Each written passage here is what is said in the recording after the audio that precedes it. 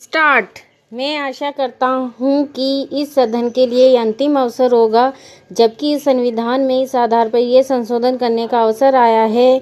इसलिए मैं आशा करता हूँ कि इसकी जड़ में जाने के लिए हमारे सदन को और सरकार को एक हिम्मत होगी। हिम्मत की बात मैं इसलिए कर रहा हूँ कि हम में से अधिकांश लोग इस समाज में आते हैं और हम जानते हैं कि जिनके हाथ में संपत्ति है उन्हीं के द्वारा यह अछूत और छूत का रोग फैला हुआ है। ये वर्णाश्रम धर्म नहीं है, हमारे यहाँ ये धनाश्रम धर्म है, संपत्ति पर आधारित है। और इसके लिए मैं इतनी ही आशा कर लेता हूँ कि आज अभी जो देश के विभिन्न भागों में जमीन के कुछ हाथों में केंद्रित है, जब तक जमीन के एक अधिकार को हम नहीं तोड़ सकेंगे, जो लोग सैकड़ों और हजारों एकड़ रखे हुए हैं, जिनमें अधिकांश सदस्य भी संसद में सम्मिलित है, तब तक ये समस्या हल नहीं होगी। इसलिए मैं ये कह रहा हूँ कि सदन को भी हिम्मत होगी। आज जिस तरह से हमने लगभग एक मत से इसको स्वीकार किया है, भूमि सुधार का प्रश्न जिसकी चर्चा उठी है और हम उठाएंगे कि जो जोतने वाला है, जो खेत पर मेहनत करता है, जिसमें 100% हरिजन तो है ही, आदिवासी भी हैं, तो जो मेहनत करता है ज़मीन पर उसका अधिकार होगा। सदन को ये हिम्मत होगी कि वह इस चीज़ को करे। यह मैं आशा करता हूँ, और नहीं होगी तो मैं समझता हूँ कि यह हमारे लिए एक ढकोसला होगा। यही आग्रह मैं सभी लोगों से करता हूँ कि भूमि के प्रश्न को सुधारे बिना अछूतधार नहीं होने वाला है और न ही राष्ट्रीय उत्थान होने वाला है। मैं चाहता हूँ कि वह शांति से हो, इसलिए मैं यह आग्रह कर रहा हूँ।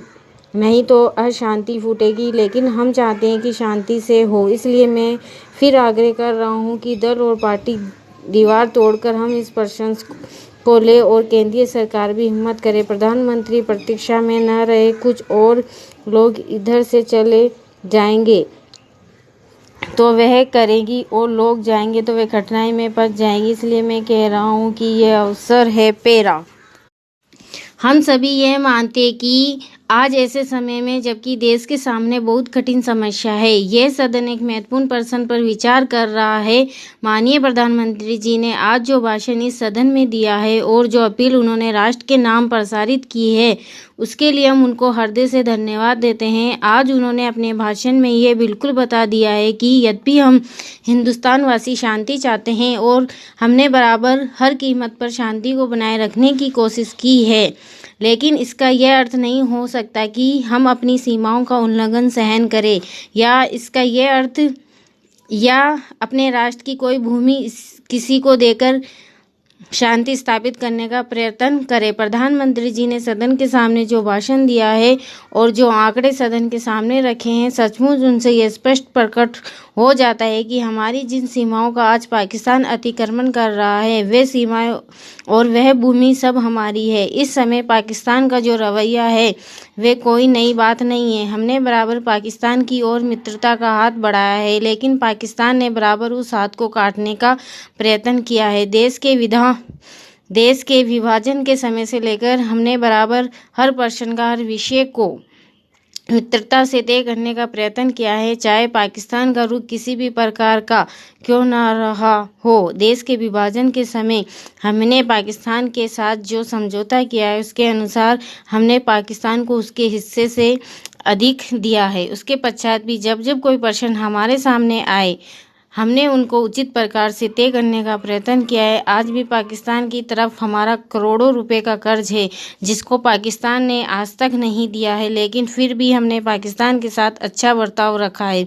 आज तक जो रुख पाकिस्तान अपनाता रहा करता है, अगर वही रुख हम भी अपनाते तो नहर के पानी को बंद करके पूरे पाकिस्तान को वीरान कर सकते थे, किंतु हमने ऐसा नहीं किया। ये एक देश के साथ दूसरे देश के संबंध आपसी सद्भाव और नैतिकता के आधार पर ही स्थापित रह सकते हैं। पेरा। वह हिम्मत करे जिससे देश में जमीन जोतने वाले को मिले और जो मेहनत नहीं करते हैं उनसे जमीन लेकर उसका बंटवारा कर दिया जाए। मुझे आश्चर्य हुआ जब मैंने इस प्रतिवेदन को आरंभ से अंत तक देखने की कोशिश की और इसमें अंग्रेजी का इतना समर्थन मेरी समझ के बाहर की बात थी। अंग्रेजी के समर्थन के साथ रोमन लिपि तक का समर्थन किया गया है। जब हमारे संविधान में देवनागरी लिपि को राष्ट्रीय लिपि माना गया है और आज भी हिंदी देवनागरी लिपि में लिखी जाती है, मराठी देवनागरी लिपि में लिखी जाती है, अन्य भाषाएं अपनी अपनी लिपि में लिखी जाती है। रोमन लिपि के लिए इस आयोग की रिपोर्ट में किस प्रकार कहा गया है? रोमन लिपि की बात कैसे इसमें आई, यह मैं कम से कम नहीं समझ पाया।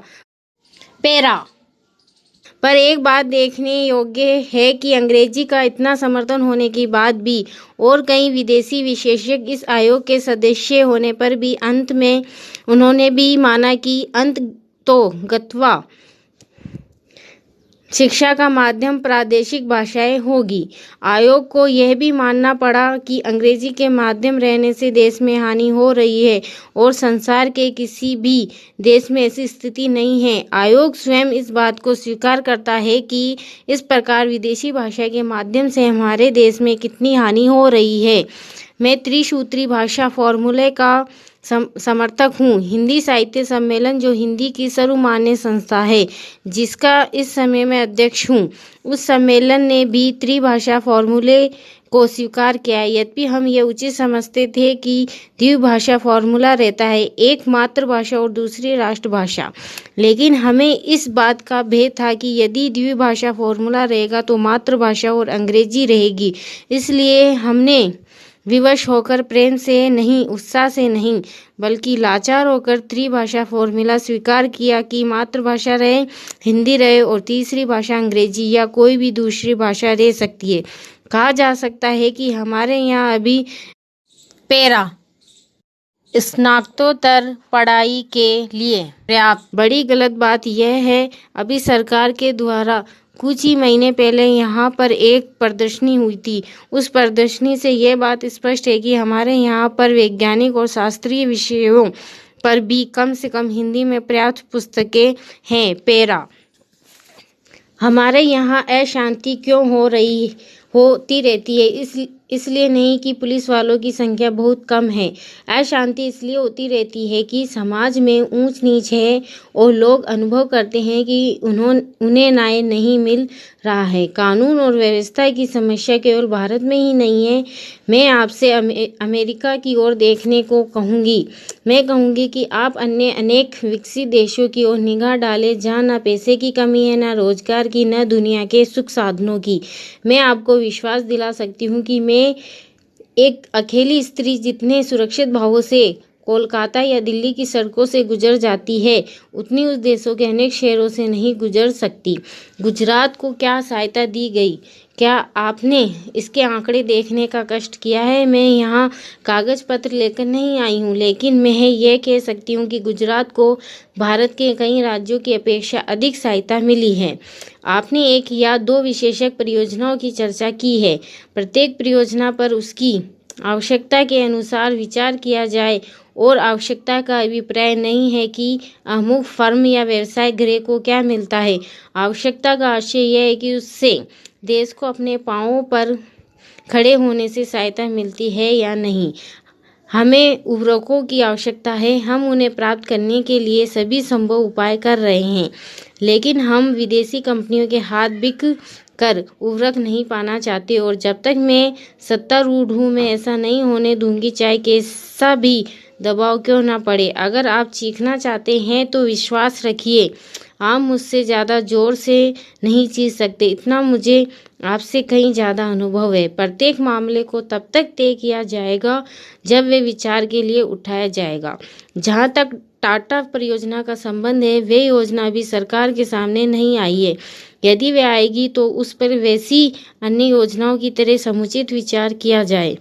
अतीत में हमने कई बातों पर जल्दबाजी से काम लिया और आज हम उनका फल भुगत रहे हैं। आप महानुभावों को इस पर लिखी गई अनेक पुस्तकों के नाम बता सकती हूँ, जिनके लेखक न तो भारतीय है और न ही आदर्शवादी।